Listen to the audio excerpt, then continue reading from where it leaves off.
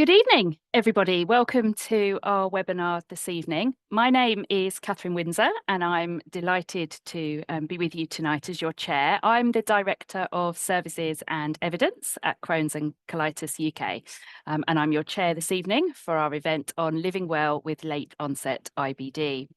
So as many of you will know, it can be really difficult to navigate a diagnosis of Crohn's and colitis at any age, but we know that there can be particular challenges and worries when that happens later on in life. And tonight we're really lucky to be hearing from Debra and Sue, who are going to share their experiences of developing late onset ulcerative colitis.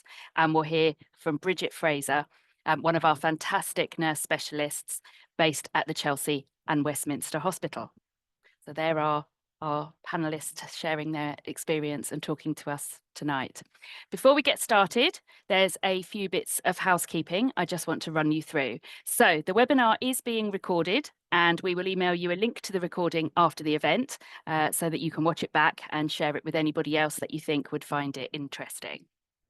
At the end of the webinar, there will be a question and answer session with all of our speakers, and you should see a Q&A icon on your screen along the bottom. Usually it appears, it's a little speech bubble with a question mark in it.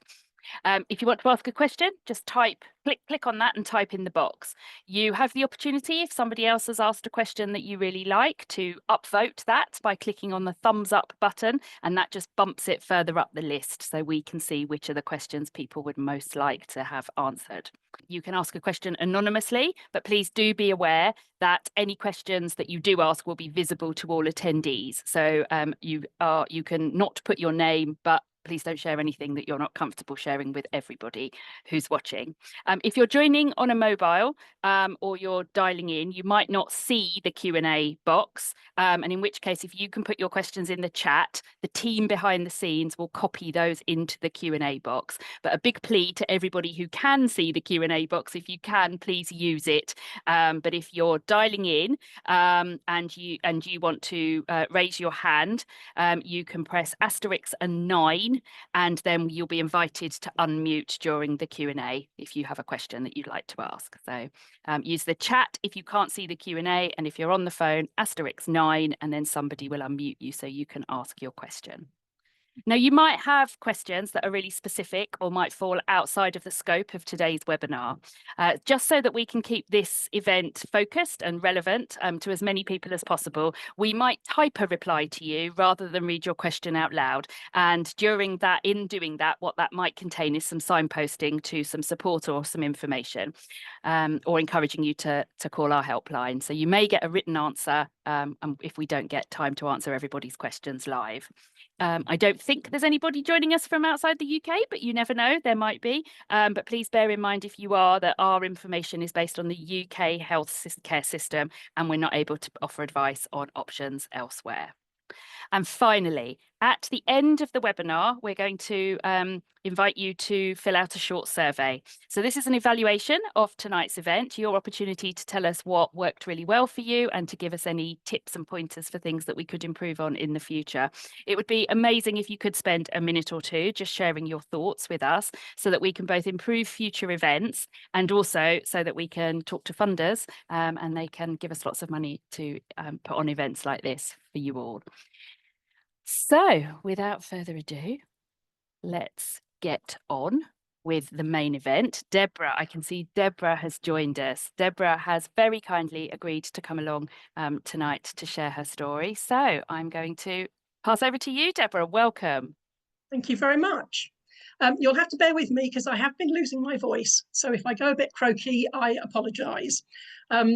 But whenever I met up with friends or family, they would ask, "How are you?" And I would always reply, "I'm fine." And that's what we all do. When in reality, I suffered with bowel issues intermittently for many years, putting it down to a sensitive tummy, just like my dad. But as I approached my late 40s and early 50s, I also assumed that several other symptoms were due to the menopause. For example, joint pain, night sweats, poor sleep, brain fog, fatigue, none of which I linked to my ongoing bowel problems. My thinking was that every woman experiences this, so you just have to get on with it. My period stopped, but all the other symptoms continued. And then in January 2019, after 4 weeks of daily rectal bleeding, each day I thought this will be better tomorrow, and it wasn't. So I finally decided to see my GP. The GP initially suspected some sort of bacterial or infection, as the start of the bleeding coincided with a meal out. However, 2 weeks later, the tests came back negative, but the daily bleeding had continued. My GP then referred me for an urgent appointment using the 2-week bowel cancer pathway. This was partly due to bleeding, but also my cancer in my family history. My dad died at the age of 62 and my mum died age 69, both of them from different cancers. At the initial consultation and after a very brief internal examination, there I was on my side, knees up, bum out in front of a group of his students. I found the whole thing highly embarrassing. I was told it was probably hemorrhoids and a simple banding procedure would sort things out. I didn't know what he was talking about. However, again, due to my family history of cancer and my age at 59 then, I was booked in for a colonoscopy a couple of weeks later. That was my first experience of bowel prep, and no one tells you at the beginning how absolutely revolting bowel prep is. The results confirmed ulcerative colitis with extensive inflammation of the bowel, no hemorrhoids, but also no cancer. I was then discharged from the cancer pathway and referred to gastroenterology. At the time of the colonoscopy, all I had to go on was the report given to me immediately after the procedure, which a friend of mine who's actually a nurse then explained what it meant. I was not given any patient information. I was not given any medication. So I started to do my own research, which actually led me to Crohn's and Colitis UK, which is just what I needed to try and understand what was happening. I then waited a couple more months until my follow-up gastro appointment. At that appointment, I was prescribed Pentasa slow-release granules, 2 grams twice a day. I asked if was there anything I should be doing, such as or changing, such as my diet, but I was told no, diet isn't a factor, but the medication will sort things out for you. And it did initially for about 8 months before my first flare. Whenever I started to experience flare symptoms, I contacted the IBD team, who were really helpful, and I was prescribed rectal foam enemas for short periods, which seemed to work. But over the next 4 years, the advice was always the same, and I just seemed to yo-yo between periods of being reasonably well to having minor flares that usually lasted a few weeks. My medication continued before on Pentasa, and I just tried to manage things myself as much as I could. I understood the pressures on healthcare, having worked for the NHS for over 32 years, and this was during the COVID years, so all face-to-face appointments by then had stopped. Then during a family holiday in Jersey in September 2022, I became very unwell in the last few days, and I contacted the GP surgery on my return. The GP I saw was so confident it was gastroenteritis, she immediately prescribed antibiotics and asked me to do a poo sample to see which infection was causing my problems. Luckily, I also asked her to do a fecal calprotectin test at the same time. The tests for infections all came back negative, but the fecal calprotectin revealed I was having a severe ulcerative colitis flare-up. My numbers were off the scale and had never been so high. This was only communicated to me by text message from the surgery, which told me to contact my IBD nurse. Over the next few weeks, I was given different rectal foams to try, but I continued to deteriorate with severe diarrhea multiple times a day and night. I didn't want to eat. I was completely exhausted. My husband was ringing the IBD team for help. He was then going backwards and forwards to the hospital to collect various prescriptions, but nothing seemed to work. At one point, one of the IBD nurses even suggested I take laxatives, but by then I was not even retaining water. Everything was passing straight through me, and I was either on the toilet or in bed. I rapidly lost weight, but still didn't realise how ill I was getting, and at no point did I see any clinician face to face. My husband, family, friends were getting very concerned. And then finally, despite all my objections, because all I wanted to do was stay in bed, my husband took me to hospital early on the Sunday morning. I ended up almost collapsing in A&E and was admitted with a suspected toxic megacolon. There were no spare beds on the gastro ward, so I stayed in an assessment unit. However, the gastro consultant did come and visit me every afternoon. The medical team were concerned that there may have been damage to my bowel requiring surgery. It took, I think it was about 4 or 5 days on constant IV fluid, steroids, pain relief, before I was stable enough to have an inpatient sigmoidoscopy. Fortunately, tests showed that there was no serious damage to my bowel, but my UC was now classified as severely active chronic colitis with extensive severe congestion. So then a few days later, whilst I was still in hospital, I was screened for biologics and immunosuppressants. It still took another couple of months after discharge before all of the blood results came back to confirm that, yes, I was suitable to start combined therapy of infliximab infusions and azathioprine tablets. So the help of a dietitian was extremely important when I was discharged because I had become fearful of eating. I had regular online meetings with her and a weekly food plan to work to, introducing new food slowly, carefully, recording any adverse effects in a diary. I remained on oral steroids for some time because even though I was on the combined therapy, every time I tapered off the 8-week course of prednisolone, I went straight back into a flare. So the IBD team were considering moving me to a different biologic. But finally, after 10 months on steroids, when I then tapered off, the infliximabs started working. So apart from the physical challenges when I came out of hospital, if that was trying to eat again and gaining my strength back, I actually found the anxiety of going out anywhere really tough. I'd lost confidence in my own body, and the emotional stress of having an accident whilst out was at times too much. So it was easier for me to stay at home and say no to invitations.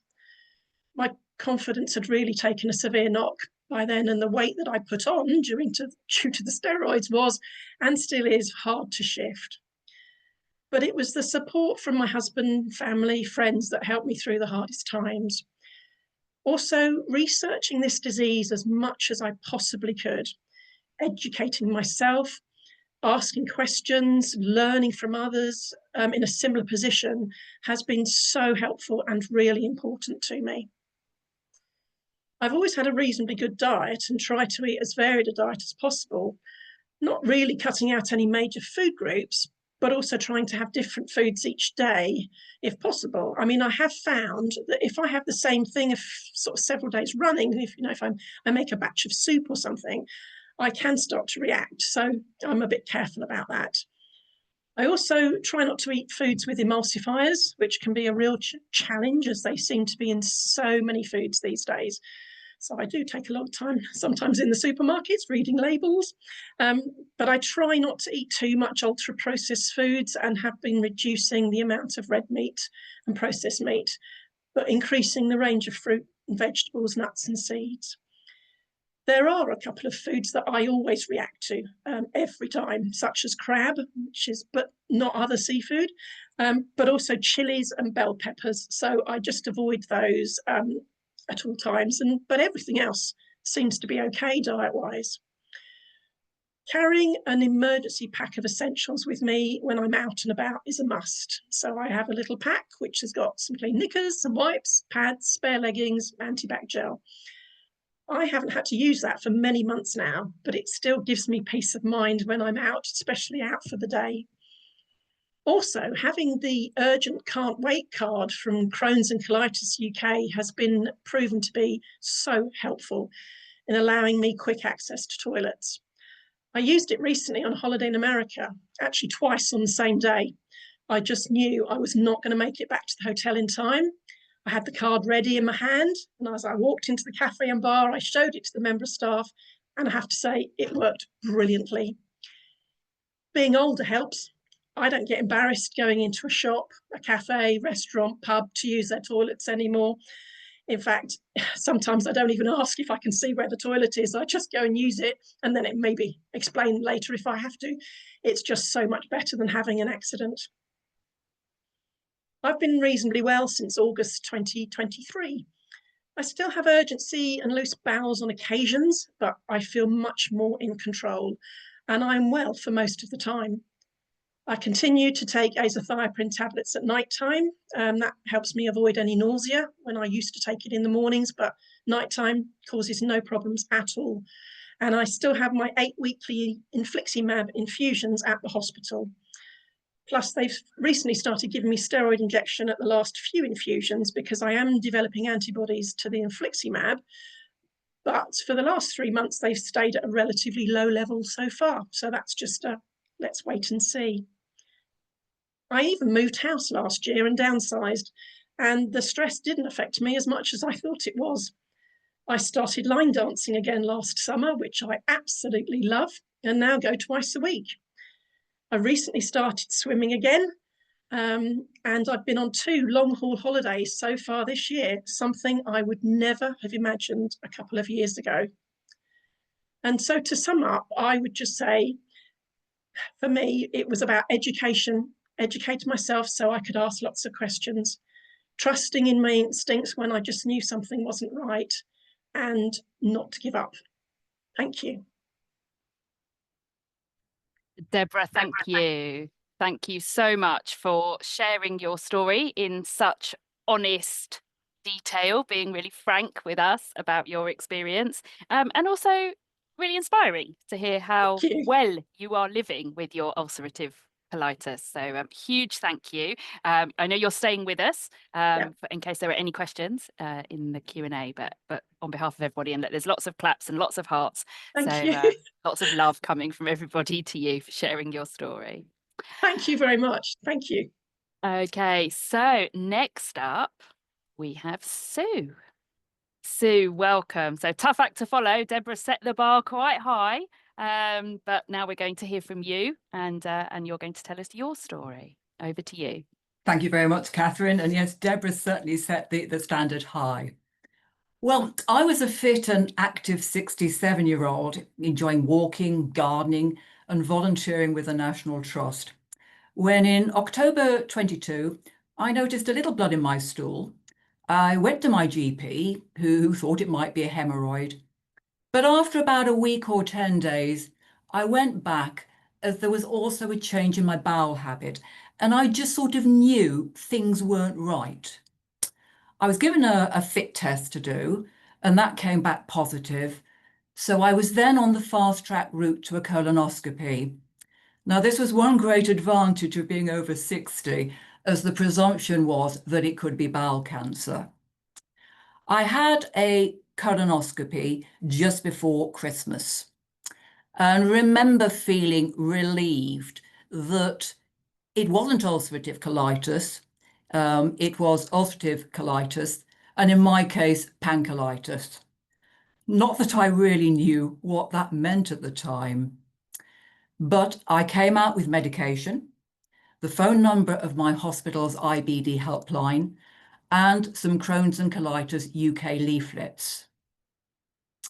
I spent that Christmas in bed, feeling weak, ill, and rushing to the loo, reading up about colitis, and started my steroid treatment, which initially was Cortiment.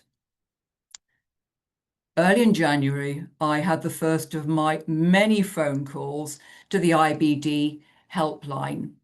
As while things were a little better, there were still issues with blood, mucus, and frequency.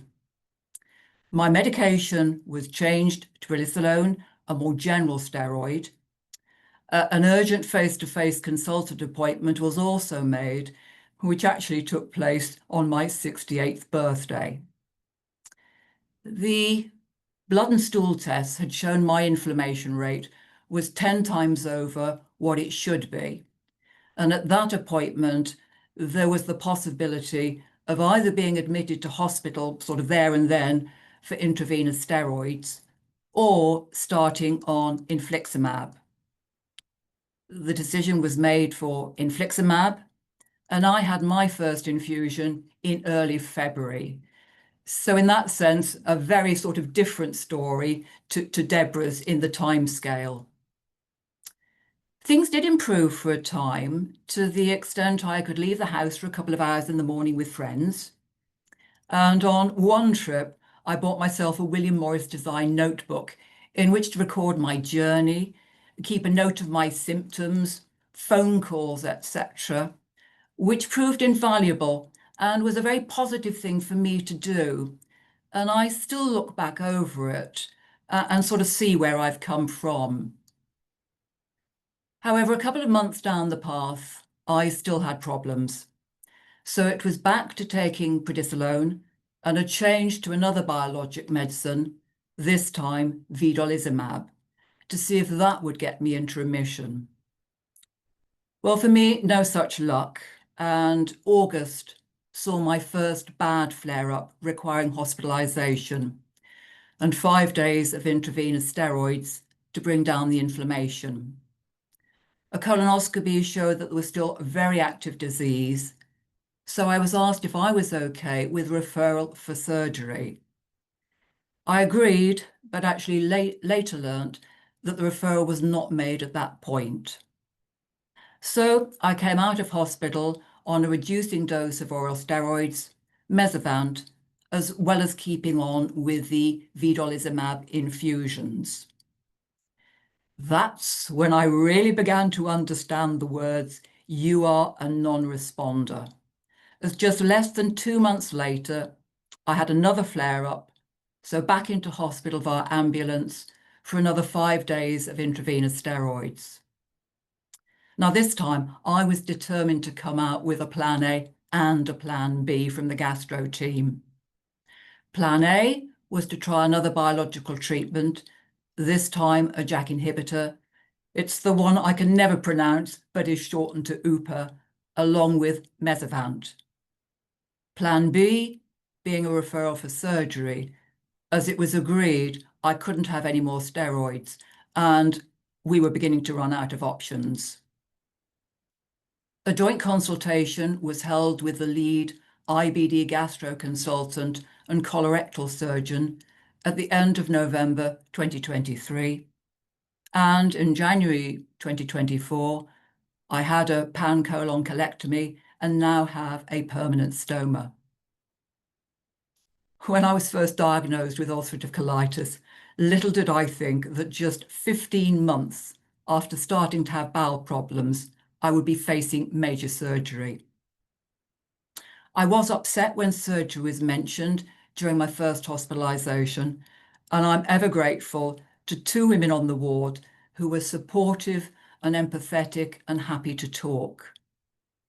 When my second hospitalization with a flare-up was just 2 months later, and it was clear that 2 of the biological treatments were not working for me, I'd had a little time to get my head around the possibility of surgery. I was very much helped by attending several of the meet-up sessions which my local Crohn's and Colitis UK group hold, and talking with others, as up to then I'd never met anyone with IBD, and it was just so good to talk with people who had some lived experience and were happy to share stories. One person in particular talked about his surgery, showed me his scars and stoma bag, and how he felt he had now got his life back again.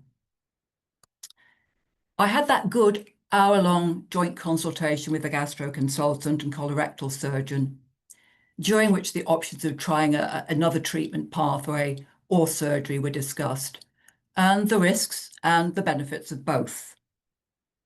I'd been advised that after 29 weeks of oral steroids, as well as 2 lots of intravenous infusions in less than 12 months, a further flare-up might mean emergency surgery.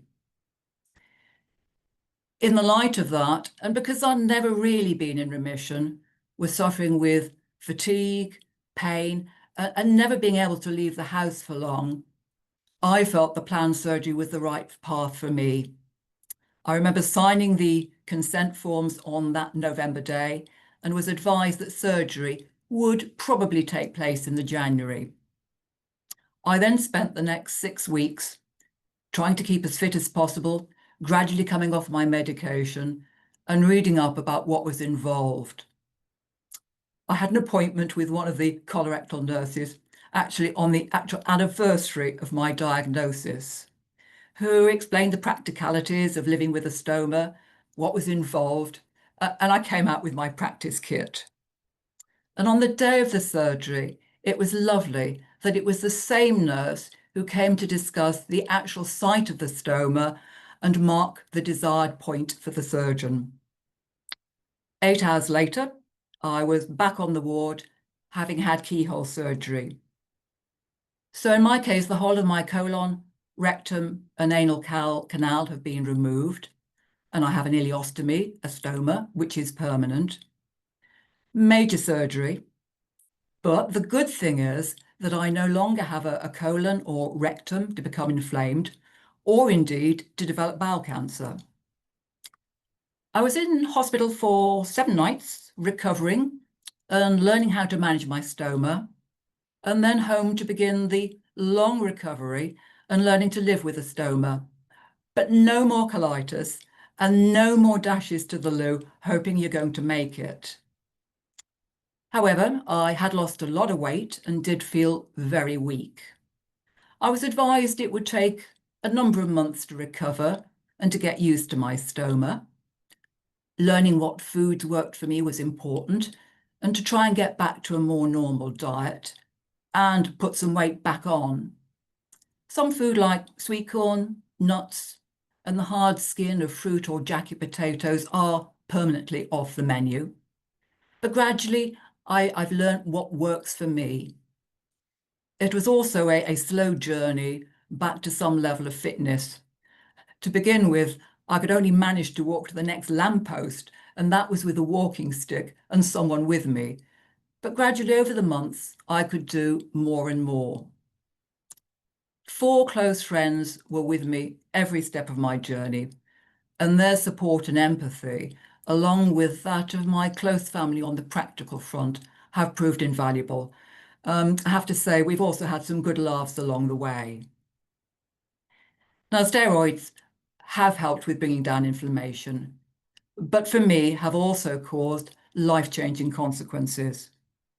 I began to experience rib cage and back pain in the late summer, but it was never taken seriously. It was so bad at one point that I went to A&E and was told, oh, it's probably lumbago, nothing they could do. No connection was made with the drug treatment that I was on.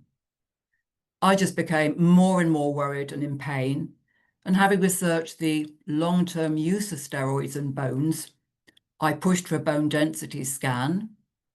I also paid for a private MRI scan, which showed I'd had 4 spinal fractures. I underwent my surgery knowing this, and also having had the result of the bone density scan, which showed I had severe osteoporosis. I mean, steroids are wonder drugs, but in my case have led to the osteoporosis. A further MRI scan showed I've had 9 spinal fractures in total. I've lost 6 inches in height and have a severe kyphosis. My skin and eyes have also been impacted, but it's the impact on my bones which is the worst. I am receiving treatment, but am still in constant pain. I appreciate, steroids bring down inflammation, but feel that in my case, as a postmenopausal woman, the risk of bone thinning and osteoporosis were not fully appreciated. I was taking calcium and vitamin D supplements, but none of my medical team connected the rib and back pain with bone issues. Steroids also impacted my eyesight and cataracts, but at least surgery resolves this issue, whereas nothing can be done to reverse the spinal fractures, the kyphosis, and the loss of height. I'm now on treatment for my osteoporosis, but essentially feel I've exchanged the pain and fatigue from IBD to that from osteoporosis. Looking back, it's been quite a journey, literally, of just 15 months from starting to have bowel problems to a permanent stoma. You know, you might be facing surgery or thinking it might come to that and wonder how you would cope. Yes, of course, I wish something less radical had worked for me, but it didn't. But I remember shortly after having had surgery, a friend asked me, you know, would I make the same decision again? Would I opt for surgery? And my answer to her then was yes. And it still is now a resounding yes. So thank you. Thank you so much again for sharing your story in a really refreshingly honest way. Pretty brutal at times, some of the things Yeah. you've been through. A very different story, I guess, to Debra's in terms of your diagnosis and your treatment journey. But your ability to find the positives and to be joining us tonight and be prepared not only to share, but also to speak really positively, I think, about how you view things. I'm sure everybody, there's lots of claps, lots of hearts. Everybody's sending lots of love to you. So a huge thank you for sharing your story. And again, you're staying with us for Q&As a bit later on after Bridgette. So on behalf of us all for now, thank you very much, Sue. So next up, I'm delighted to introduce you all to Bridgette Fraser. Bridgette, welcome. Hello. Hello. So we're really lucky to have Bridgette working as a Crohn's and Colitis UK nurse specialist as part of our nursing programme. She's an IBD nurse practitioner working as the lead nurse at Chelsea and Westminster Hospital. She's been working in IBD since 2014 and before that worked in endoscopy and in main theatres. So Bridgette, without further ado, I'm going to hand over to you. Thank you. Good evening, everyone. So I'm tasked with the job of sort of talking to you on sort of the medical and the lifestyle aspects of living with IBD, which is late onset IBD. So I first want to explore, just to let you know what we're going to go through this evening. So we're going to look at what's late onset IBD, symptoms and the complications, how we manage IBD, how to live well with IBD, and then I'll end with some practical tips and resources. So now, late onset IBD, this is IBD that's diagnosed over the age of 60.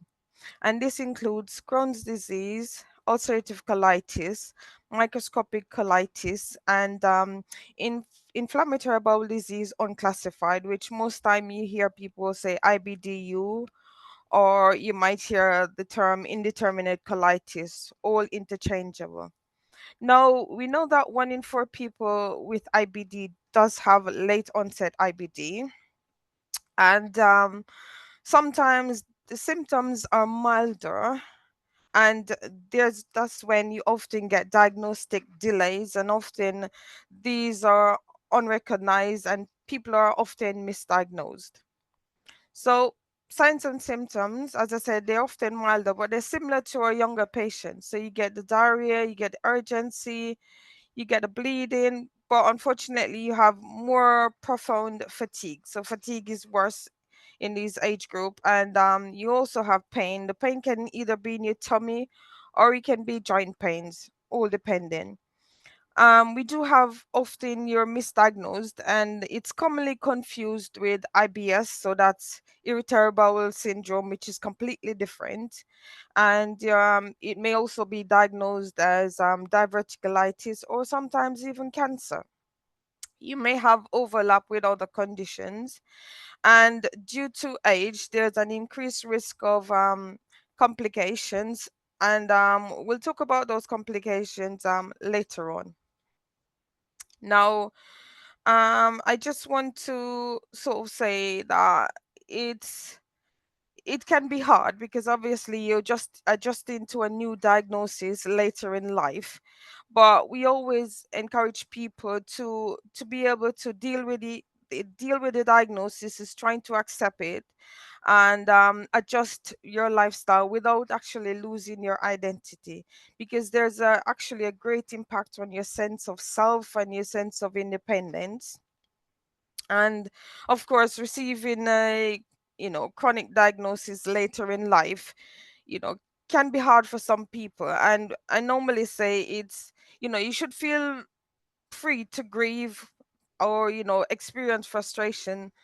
That's also normal. And one thing we want to say is that you're not alone and your diagnosis does not define you. So you should really talk openly with your healthcare professionals and also with your loved ones. It's good to always share your emotions so you can actually help with just processing these emotions. Now, we just want to quickly sort of talk about treatment options. I'm not going to go into much details, just to mention about the different treatments that are available. And for those who are diagnosis, whose diagnosis are either Crohn's disease or ulcerative colitis, then you can also check on the medicine tool, which is available on the Crohn's and Colitis UK website. Now, we normally have our basic treatments, which we call mesalazine, or sometimes you might hear them say 5-ASAs. They're sort of the same thing. We have your steroids, you have your immunosuppressants, which are generally azathioprine or mercaptopurine or methotrexate. And then you've got your biologics treatment, which at the moment we've got quite a few, quite a wide range of different biologics treatments. Now, we, as healthcare professionals, we need to actually tailor your treatment according to your age. So we have to look at your age plus other comorbidities, which what I'm saying is that we need to look at, have you got any other past medical history like diabetes, high blood pressure, and so on. We also need to be aware that many people have what we call polypharmacy, which is you're already taking lots of other medications for the other conditions that you've got. So we need to actually be aware of that as well, and sort of discuss that with you. And as our lovely lady beforehand, she mentioned about surgery, which is actually quite common with people with late diagnosis. And we do encourage people to actually, think about this, because nowadays they have keyhole techniques which are more common, which are actually quite good because it helps you to be able to recover from surgery a bit quicker than we used to in the olden days. And of course, it's important to have planning pre-surgery with also input from our geriatric team. And it's always helpful to talk to others who have had surgery previously and are living with a stoma. So that's always quite good to have that available as well. Now, we need to look at sort of managing your IBD with other conditions and the complications that unfortunately do arise. So we do find that this age group of people do have, as I mentioned before, diabetes, heart disease, arthritis. And so, as your IBD team, we need to actually coordinate with these other specialties. So, with your diabetic team, with the cardiologist for your heart disease, the rheumatologist for your joints. And we also need to actually ensure that you have regular medication reviews. This can either be with your GP or with your GP pharmacist. Now, in when we think about sort of complications, we do find that with the late onset IBDs, there can be more pronounced side effects with the medications that we tend to prescribe. Um, Things like steroids, of course, and with your biologics therapy. Another common complications is bowel incontinence. So we often encourage people not to suffer in silence, because I do find that most people are a bit afraid of talking about bowel incontinence because they don't know how to share that with their healthcare professionals. But I normally encourage people to just tell us what's happening. We talk about this all the time, because that's our job. We know all the terms, we hear all the terms, and we're quite comfortable to discuss with you whatever term you want to use.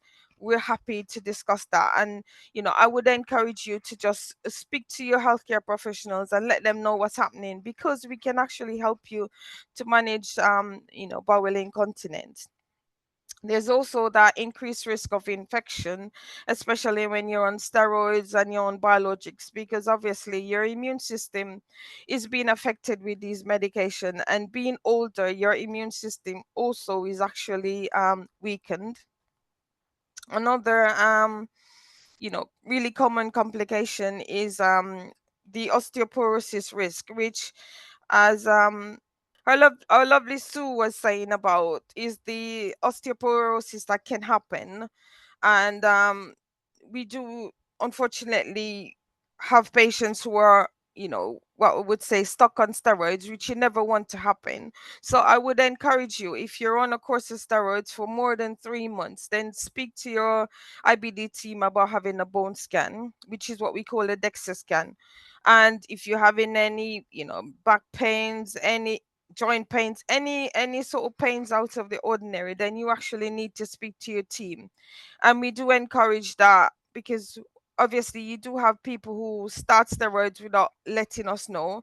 And we do have cases where the GPs unfortunately have prescribed steroids, because if you go with a flare, they will tend to look at your notes previously and say, oh yeah, you had steroids such and such a time before when you had a flare, so let's just give you another course of steroids, which we are actually trying to deter GPs from doing. But unfortunately it does happen. So we actually ask that you let us know if you start a course of steroids without us knowing, via your GP. Now, another sort of big topic that most people tend to be interested in knowing about is diet and nutrition. So one thing I need to say to people is no one size fit all. So you need to be aware that if one person says, oh, I'm intolerant to dairy or alcohol, that is fine. That's just how things affects them. Don't think that the same will happen for you. So what I tend to say to people is that when you're in remission, slowly try different foods at different times. So you'll know that if you get any sort of bowel symptoms, like tummy pains, or if you get diarrhea, then you'll know, and you'll actually be able to pinpoint what food caused that. And I would say, the idea is to eat to maintain your weight and just to prevent deficiencies, because this is quite common in older age, plus with IBD on top of that. So we do offer tips such as have small frequent meals. It's also helpful to keep a food diary. So for instance, if you had one particular food and you find that you had pain, you had diarrhea, make a note of that. Make a note of the occasion when you had that, and then try that food again when you're well on a different occasion. If the same thing happens, make a note of it. And then it's always handy to actually see a dietitian. So if you've not been referred for a dietitian review, then I would strongly advise that you ask your IBD team to refer you to a dietitian for just further advice, and just help to actually manage your symptoms. One thing I would warn people about is just avoid looking for dietary information on the internet, because there's always sources out there who is going to try and tell you all different information. So you might look on forums and you see people say, oh, I've had these foods, or I've eliminated these foods and it's made my IBD better. You even have people claiming that they have had cure. I would strongly suggest that you avoid that totally.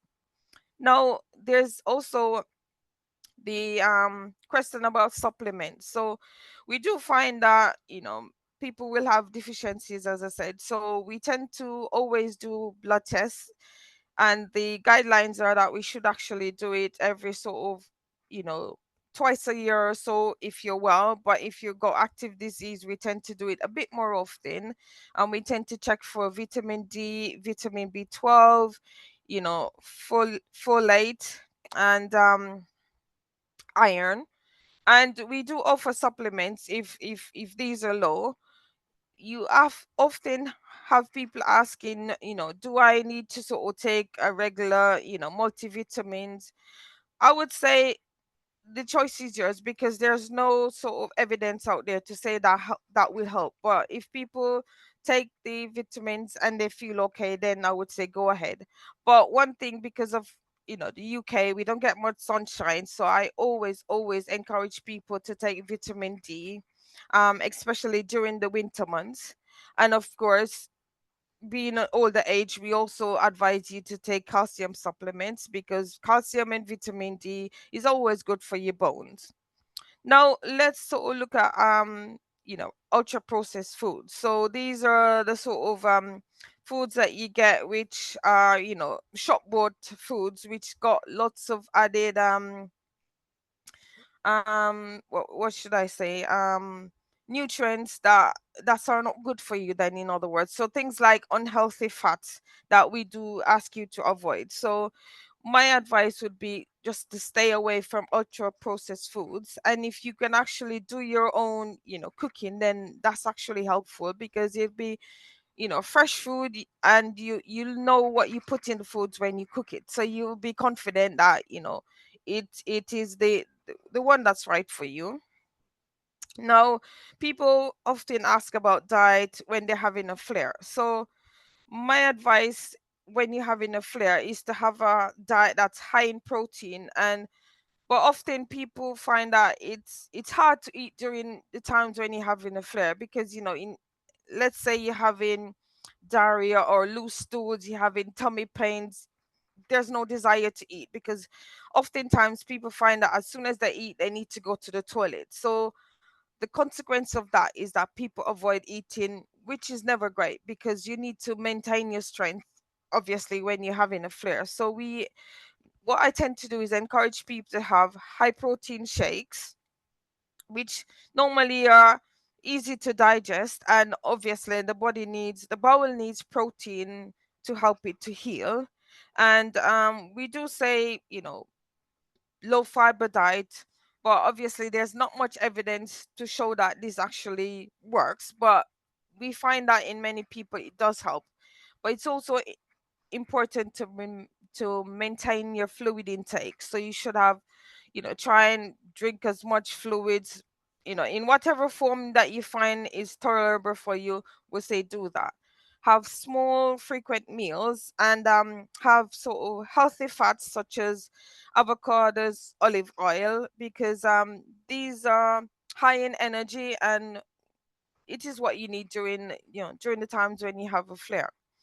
Now, when you're in remission, we do say have a balanced diet, and this is the time when we encourage people to sort of maybe possibly try new foods to see how their bodies react to that. Um, Moving on. So we also encourage people to have exercise, sort of increase your physical activity, because exercise can be beneficial to us. It helps reduce your stress, it improves your gut motility, your gut health, it does boost your mood, and it also helps to strengthen your bone. We normally say start with gentle activities like walking, yoga, tai chi, swimming, and just gradually increase that based on how you feel, because this will help you to build your confidence. And just remember, it's never too late to start exercising, and you know just feel confident to know that you're not really doing any damage if you listen to your body. That's why I always encourage people to do listen to your body, because your body will tell you what it actually is able to manage, and then that would be helpful for you. Now, another thing that's quite important is your mental health and well-being, and obviously having support. Now, we find that depression and anxiety, they're very common with IBD, and if you look at studies, it will show you that there's that link between the gut and the brain.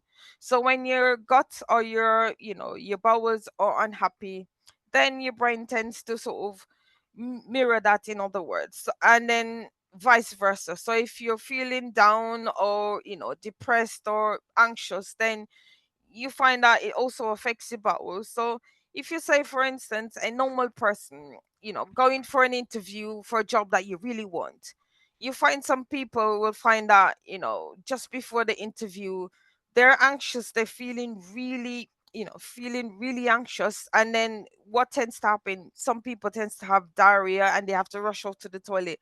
That's all because of the anxiety that's happening in the brain, and it's telling the bowel that something's not right. So that's all the impact that you get.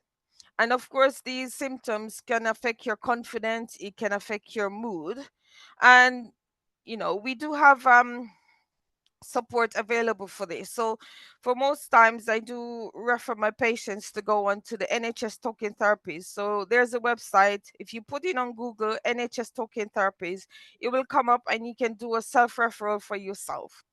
And it's also important to speak with your IBD team, because it's important for each person to have a mental health care plan. And you do find that even though it's far and few, there's services out there, IBD services out there, who do have a psychiatrist attached to the service, or psychologist attached to the service, which they can refer you to, which does help to just to talk to somebody who understands the condition and be able to sort of give you support and tips of how to manage your anxiety or your depression. It's also important to talk to others who have lived the experience. So you can either join forums which are online or in person. And Crohn's and Colitis UK does have virtual social events, there's local networks, there's forums. So there's quite a lot of sort of peer support out there for you to get involved with and get some support. Now, another thing that's important, and unfortunately, most people find that this doesn't get addressed quite often. So because IBD can actually affect your social life, and you find that people have changes where they feel isolated, because obviously they're having whether incontinence or diarrhea or loose stools, and they tend to stay at home. And if friends invite them out, they always make excuses, they can't go out because they're just afraid of soiling themselves in public. So things like that can affect your social life. And we do encourage people to seek support. So for instance, there's Age UK, which offers support for those who are lonely. And one of the key things we say is just to communicate. So talk to your IBD team, talk to your friends, talk to your family. And of course, we have on the Crohn's and Colitis UK website what we call the talking toolkit, which I'll sort of talk you through and demonstrate now for you. So what this kit does is actually give you we actually help to give you the words that you need to actually speak to, whether your friends, your family, or even us as the IBD team.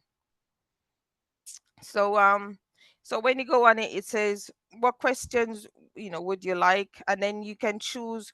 It asks you to pick three options to say how it affects you from day to day. So you pick your three options, and then the next question is who would you like to talk to, and you choose that. And then it says what stop you from talking to them, so you choose your two options, and then you head on to the next question, and then you choose your option, and then it generates the conversation for you. So in a minute you can see that it will just generate a whole conversation for you, just to help you to actually relate to that person that you need to communicate what is happening to. So I would definitely recommend that if you're having difficulties trying to decide or come up with the right words to talk to, whether friends, family, or even your own IBDT, then I would suggest you look on the Crohn's and Colitis UK website and the toolkit.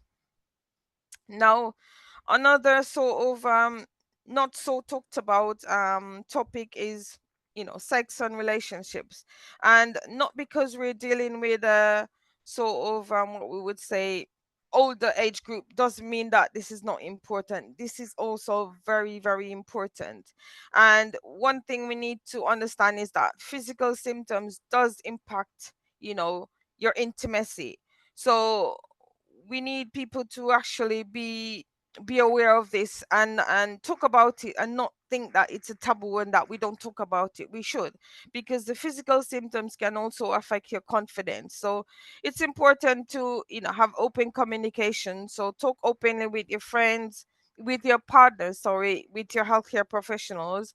And obviously there's the effects that you get from from the menopause. And you can look on Crohn's and Colitis UK. There's further information about sex and relationships, and it may actually help you to just be able to talk to your partner openly and also speak to us as healthcare professionals. Now, another sort of thing that we want to point out to people is, because you do have some people who are still in work, so we do need to be aware that you have rights at work. So in England, Scotland and Wales, we have the Equality Act 2010, and obviously in Northern Ireland you have the Disability Discrimination Act 1995. These are there to sort of protect you in the workplace. And it's also helpful in managing your sick leave and also getting your employers to make reasonable adjustments for you. We also need to be aware of your financial considerations and the benefits that are available. So you have your Citizens Advice Bureau, where you can go to for general advice. You have the benefits calculator, which, as it says, helps you with anything benefits related and how to calculate that. Then you have ACAS, which is a organization which gives you the employee, sorry, and the employer free partial advice on workplace rights and the rules and the best practices. So that's also very helpful. We also have Money Helper, which just help you to sort of talk about, give you tips about money basically and how to manage. Now, I just wanted to sort of give a few, daily tips for people, because it's always good to think practically how to manage such a condition outside the home. So we always encourage to keep a what we call an emergency kit. So, or some people might call it a flare kit. It's generally the same thing. So you'd have your spare underwear or clothing, you'd have your wipes, your poo spray, whatever it is that you would use when you need to change after after you might have an accident, or because of urgency, or incontinence. And you have your radar key and your can't wait card, which you can get if you become a member of Crohn's and Colitis UK. The radar key gives you access to any disabled toilet in the country, of course. And then you have apps which you can use to help track your symptoms. Now, in terms of traveling, we do encourage people to sort of plan ahead. So if you are traveling in a car, then I would say plan your journeys around toilet stops, just in case if you have urgency, need to use the toilet quickly, or you have incontinence. It's always encouraged to plan. If you traveling by air, then I would say request an aisle seat near to the toilet in advance. So book your seats well in advance.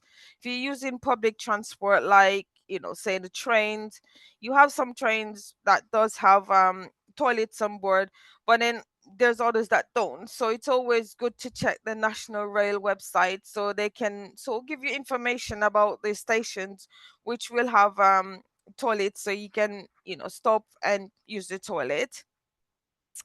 If you're caring for someone older with Crohn's and colitis, or microscopic colitis, or um indeterminate colitis, or inflammatory bowel disease unclassified, you know then it's always good to know that there's support available for you. So you need to understand that you might need a bit more support to care for these people. And there's lots of support available on the Crohn's and Colitis UK website. They also have a helpline that you can actually give them a call just to, just to get tips on how to manage with these people. Now, just wanted to signpost you to a few key resources, which we will sort of share with you afterwards. But if you look on the Crohn's and Colitis UK website, you have resources such as Growing Older with Crohn's or Colitis. You have the Talking Toolkit, as I mentioned before. You have the medicine tool, which I also mentioned before, Crohn's and Colitis UK helpline, which I also mentioned before. We have Age UK, we have NHS Talking Therapies, we have the Money Helper. So these are always handy for you to know about, so you can get help that you readily need.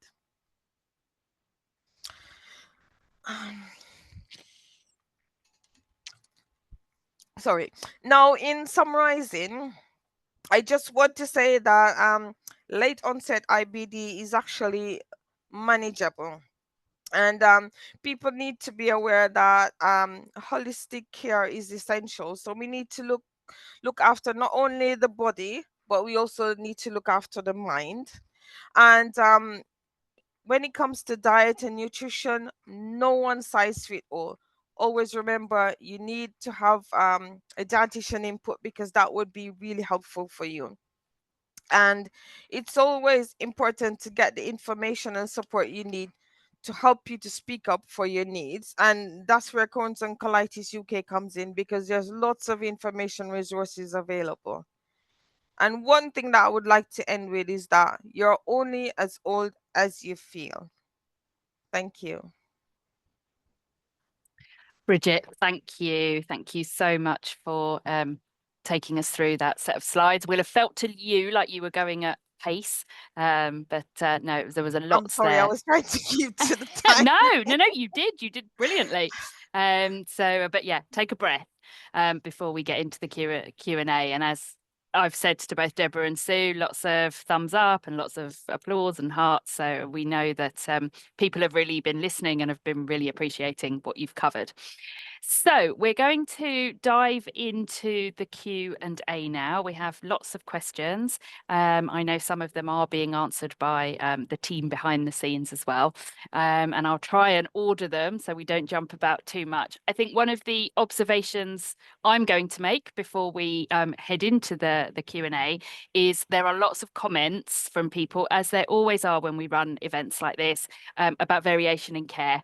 Bridgette, clearly you and your team do an excellent job, and not everybody will get exactly that standard of care. And, we have to accept that, we have to acknowledge that. So to those people out there who have commented that they weren't asked the things that you were saying they perhaps could have been and should have been, we are at Crohn's and Colitis UK really aware of that. We conduct regular surveys with IBD services around the UK and produce our IBD UK benchmarking reports, which we then use to work with IBD services who perhaps are not quite at the standard in some areas of care that they could be, to work with them to improve standards of care. So we are aware, we are sorry, it shouldn't be that way.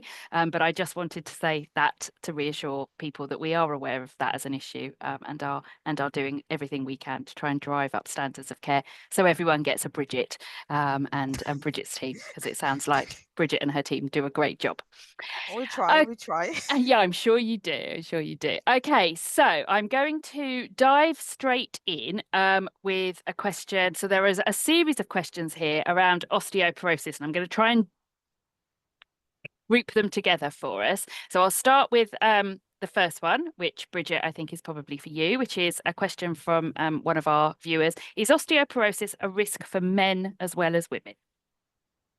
Yes, but unfortunately, we find that it's more a risk for women, and one of the main reasons for that is as you get to the menopause, then the hormone, which is, predominantly for females, is the estrogen, it gets taken away. So that also helps with bone development, and unfortunately, you get weaker bones because we don't produce that hormone anymore. So yeah, women are more at risk, but both groups do actually, are at risk for osteoporosis.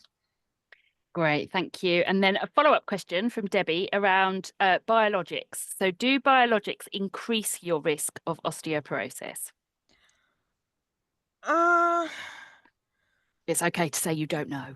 no, I'm just thinking back at the sort of studies that they do, because unfortunately, when you have the market research, unfortunately, they do exclude older people most times, and that's always a bit annoying because that's part of our population as well. So you're never able to sort of say convincingly that this is so, because we haven't got the evidence, and it's always hard to sort of just say, oh yes, we've had instances in 2 or 3 persons, because then that's not evidence, isn't it? You need a whole group of hundreds of people, which unfortunately we don't have. So it's yet to be proven, because the manufacturers will tell you no. So yeah.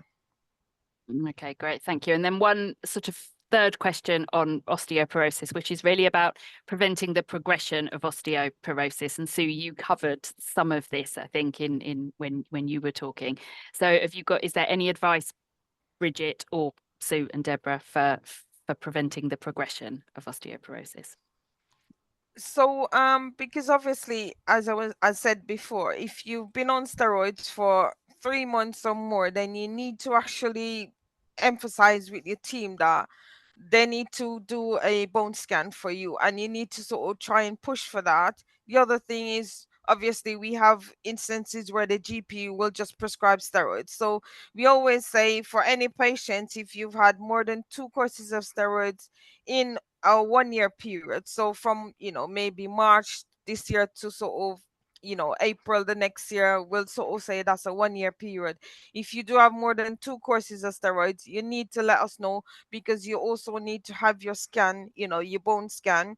And also to remember that having Crohn's colitis, microscopic colitis, having IBD on a whole also predisposes you to having osteoporosis. So it weakens your bone, the condition in itself.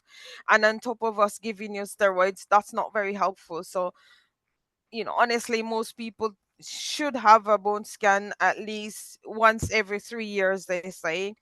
Also, there's actually medications that you can give, which we often refer to the GP to do, and sometimes the GP refer to rheumatology, because rheumatology also manages patients with osteoporosis. So you might find that people have what we call one of the medication is zoledronic acid. So people might have that as a infusion ever so often, or they have alendronic acid, which is the tablets that they take, and the idea is to try and prevent the progression of osteoporosis. We also advise people to have vitamin D and calcium supplements as well. Great, thank you, Bridgette. Sue, any other top tips from Well, you? I think that Bridgette is obviously outlining the ideal. I mean, all my steroid treatment was via my hospital IBD team. Again, mention of DEXA scan. I mean, I had to push incredibly hard to get that. Equally, I do know, coming out of my experience, my particular caring team have put in that essentially, once a diagnosis is made, to essentially do a DEXA scan early on for postmenopausal women, so that they could start treatment for osteoporosis very early.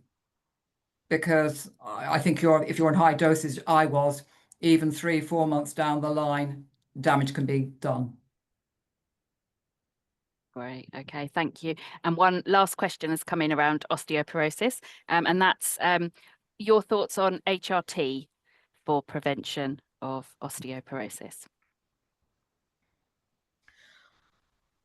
So, I mean, because obviously, as I said before, with women, you have this estrogen being taken away. So you do find that there's little sort of evidence to say yes, we could actually, have HRT to actually help, but we need to sort of be aware that there's other risk with having HRT and having IBD as well, especially when you're in a flare, because there's the risk of blood clots and all of that. So I would say to people, discuss that on an individual basis, because with any of these sort of treatments, we always say it's best to discuss on an individual basis, because no one size fits all. Great, thanks, Bridgette. And I guess I have a question for Debra and Sue. Debra, you mentioned, Sue, you mentioned you had to fight quite hard, and we're getting lots of comments in the chat. So I wondered what you both, if you had any tips on sort of self-advocacy. How do you make sure you are heard by the healthcare professionals that you are talking to? I think for me, it would be do your research. So you've got your facts. You then have to, that's where I found my notebook. So I've got an account of exactly who I spoke to on what day. And you have just got to really push. To get my bone density scan, I knew I'd been referred, so I was going to go through the system.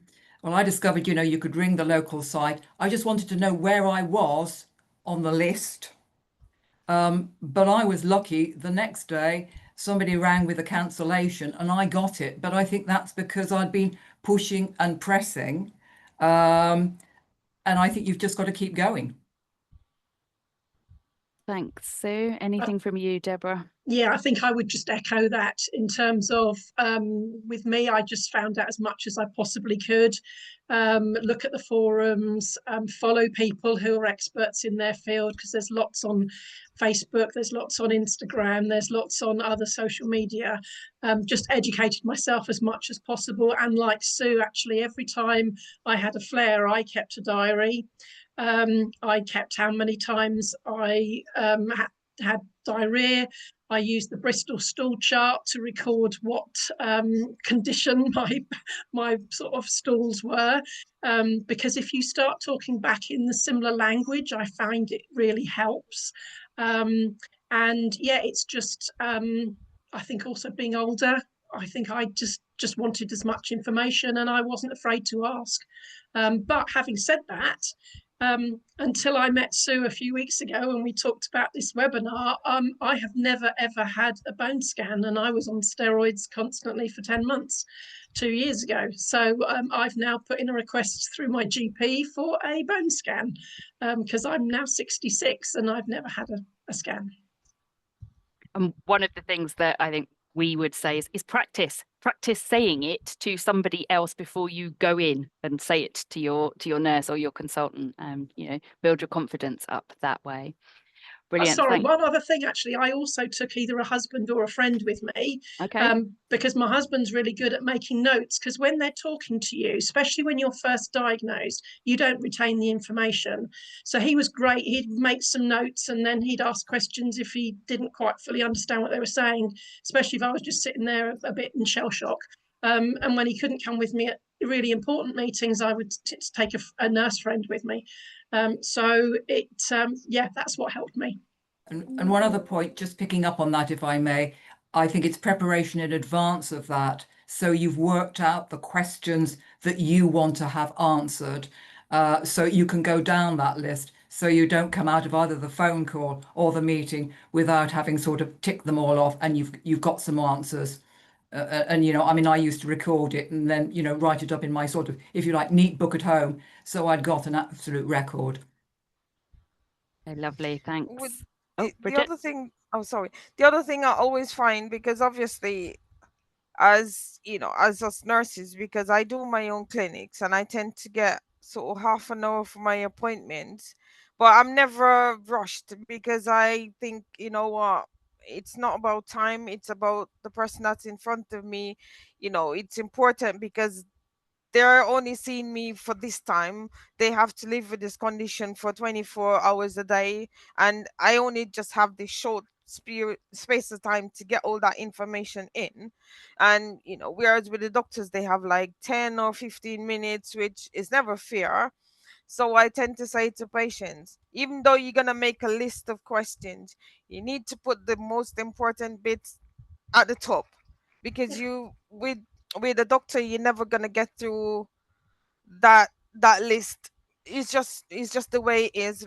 You're never going to get through that list, so it's always important to put the most important questions first, and then just take it from there. Lovely. Thanks, Bridgette. Okay, so I'm going to move us on. We've now got a question about stricturing in Crohn's disease. So do strictures worsen over time, and what difference does that make to prognosis? So with Crohn's, because we always say it's what you sort of say, it's a stage most time when it happens. So, and it all depends on when people are diagnosed, because unfortunately we still have people who are being diagnosed quite late. So you still meet people who say I've been suffering for 6 years or more. And the sad thing is, because with Crohn's, most of the persons don't get any rectal bleeding, so there's no bleeding. So you go to the GP and they're going to say to you it's gastroenteritis or it's IBS. If you have bleeding, then the first thing they're going to say, oh, maybe it's cancer, let me refer you to the hospital. And then that's where you find most people get diagnosed. But when there's just diarrhea and tummy pains, and sometimes not even diarrhea, because you do have people who are diagnosed with Crohn's and they have constipation, believe it or not. They have constipation, they have tummy pains. The idea is that the longer you have the disease, then that's when you're at risk for stricturing. And if you know what stricturing is, it's just narrowing in the bowel because you've had inflammation. And if you just imagine, you have a cut, there's swelling because it's inflamed. So over time, that inflammation, it will get better, but then it will sort of start again, and it's that process. Plus you get scar tissue, and all of that just builds up inside the bowel, and the opening just gets really narrow. And that's what you tend to have with strictures. And unfortunately, when you have stricturing and scar tissue, then the only way to sort of get rid of that is surgery, unfortunately. Okay, thank you, Bridgette. Okay, we've got lots of questions around different drugs. So A, I'm going to do my best with the pronunciation, and B, I am going to caveat this next section by saying that obviously we can't give medical advice. Bridgette doesn't know everybody's medical history.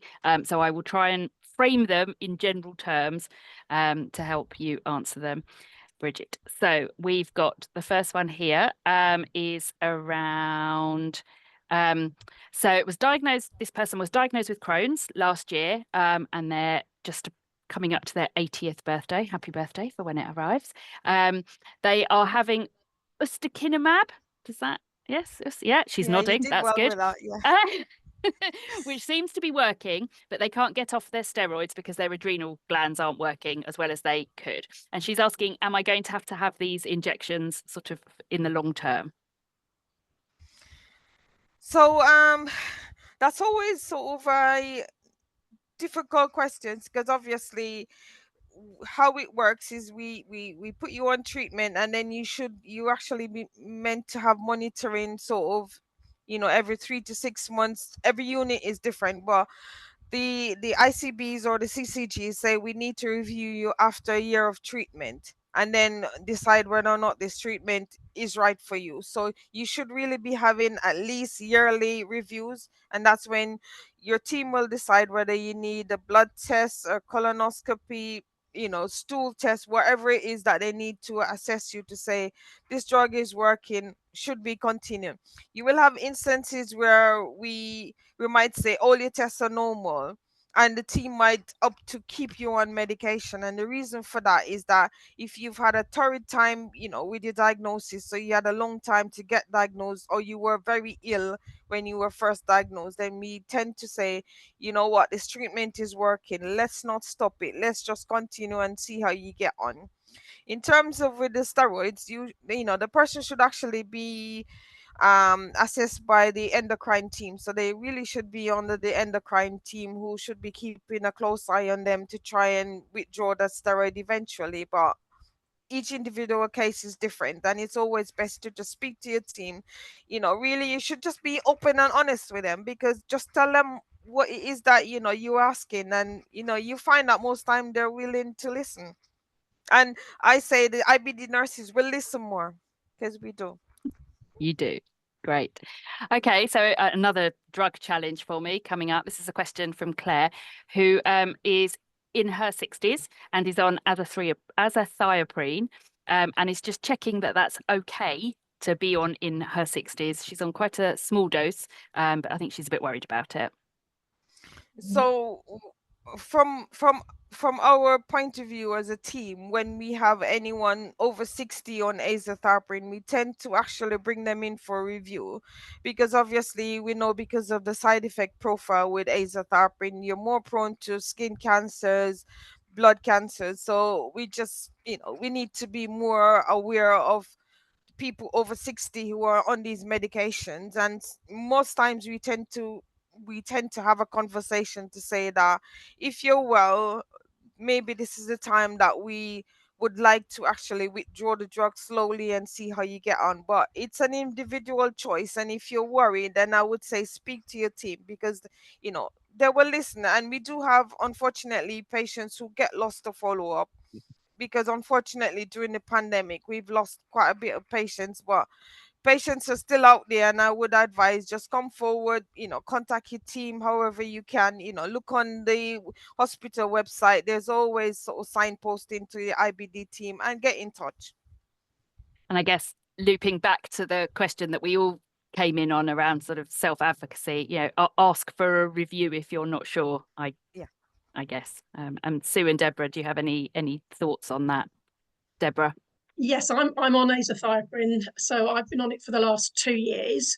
It's issued through my GP, and although I have my infliximab infusions at the hospital and they do blood tests at the hospital, my GP still wants to do blood tests as well. And I think I don't mind, because the more people checking my bloods, then I know I'm being monitored really closely. So my GP will actually ask me to do a blood test every 2 or 3 months. So, and until I've done that, she then, although she might agree to give me some azathioprine, it depends how close I'm getting to running out. But that's worked so far for me.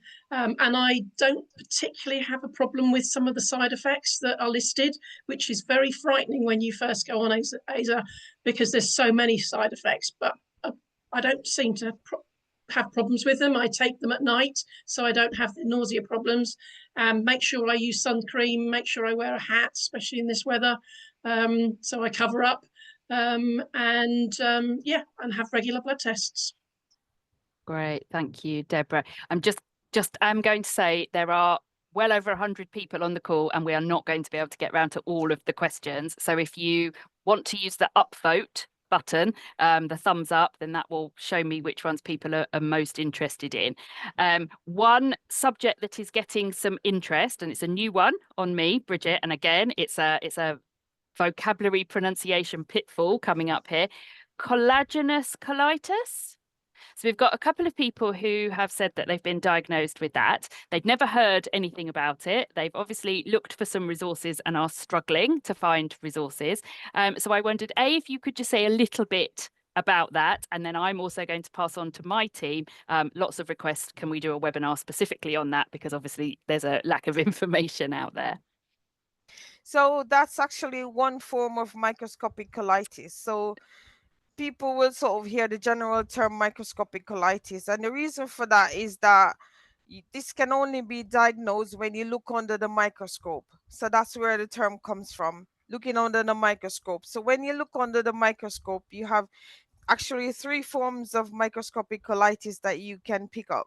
You have one they call lymphocytic colitis, which when the histopathologist looks under the microscope, there's that increased amount of lymphocytes that he sees in the specimen.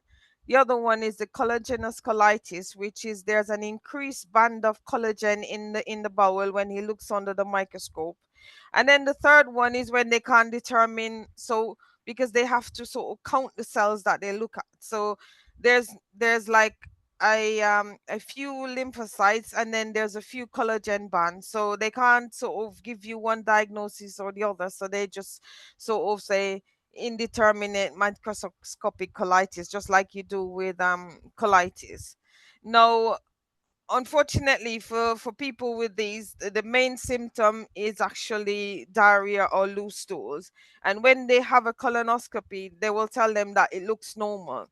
So that's the one of the problems that people have. Everyone keeps saying it's normal, it's IBS. And that's why we always advise our people who are doing the colonoscopy that you need to take the biopsies. Even though it looks normal to the naked eyes, we encourage them to take biopsies, because when it goes to the lab, that's when they look under the microscope and they can actually see what's happening.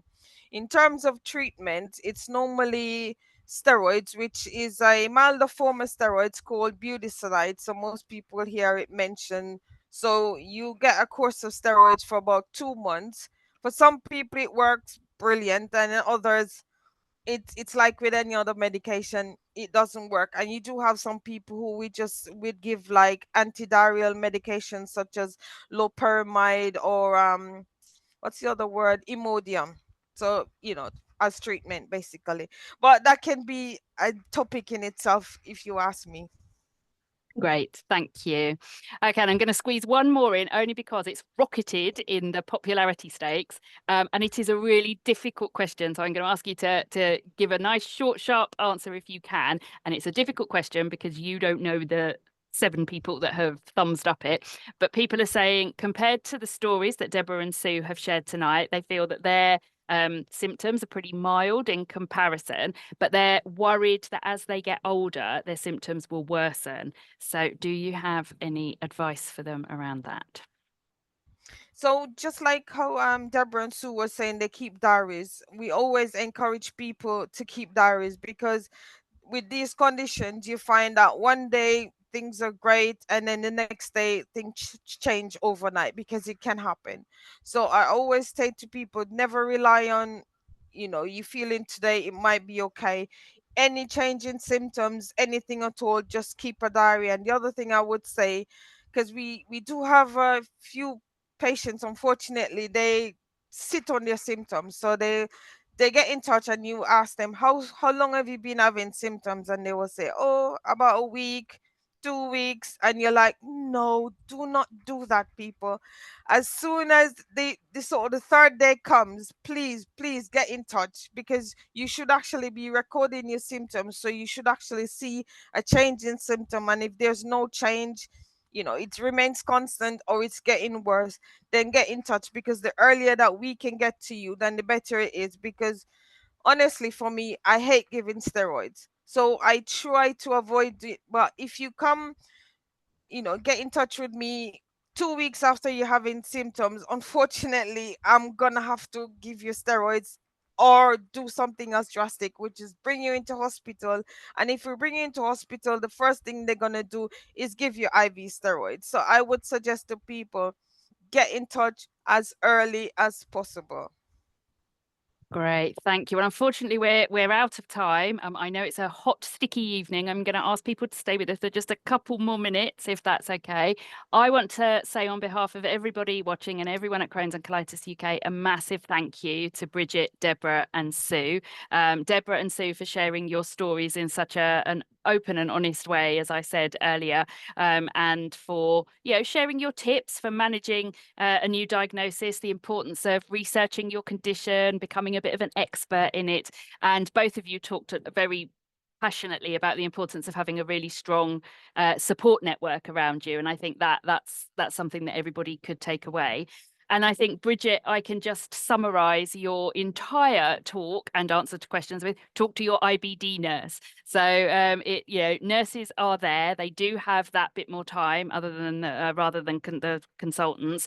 And all of the things that you talked about, from diet, exercise, emotional well-being and supports, sex, intimacy, relationship support, all of those things, your IBD nurse is there for you to talk to. And if you can't get hold of your IBD nurse, we talked about that a little bit earlier on, then use some of our resources can be a real help. So a huge thank you to everybody. I just really quickly want to run through some of the ways that we can support you here at Crohn's and Colitis UK. So we have a wealth of information on our website covering the topics that we've talked about tonight, plus lots more. Bridgette talked earlier about the importance of using trusted sources, and all of our information is PIF-TIC certified. So that means that the Patient Information Forum, who are an independent body, has rigorously assessed us and agreed that the information that we produce is produced to the highest possible standard. So you can trust it. It's developed with patients and clinicians. It's evidence-based, it's up to date, and it's available on our website. So do go and take a look if you're not familiar with it. In particular, you might find our resource Growing Older particularly useful, and we will be sending the links round to all of these resources afterwards when the webinar has finished. We run a series of virtual social events because we know that having a diagnosis of Crohn's or colitis can be really isolating, and it can be really valuable to just be able to talk to other people who know they've been there, they experience it, they understand what it's like. So again, if you would like to join one of our virtual social events, we will send these links around. Apologies, we're having a bit of a tech fail here. For those people who have a preference for in-person events, we also have our local networks who run social education, fundraising and awareness events in their local community. So again, you can have a look on there, find your local network and get in touch. And then, of course, there's our helpline. So our staff are there to listen, talk you through your situation, give information about Crohn's and colitis, and help you find further support. And that can be over the telephone, by email, online, on live chat. And we will be open from 9 o'clock tomorrow for anybody who has questions. So we are very nearly there. Just one last plea from us. When you get your feedback link, please take a couple of minutes to tell us how you found tonight and anything we can do to improve these events moving forward. And I suggest everyone now goes and drinks plenty of water, or if you've been doing that all the way through, pops to the loo, because taking lots of fluid on board, and everyone stay safe. Look after yourselves, everyone, and thank you for joining us.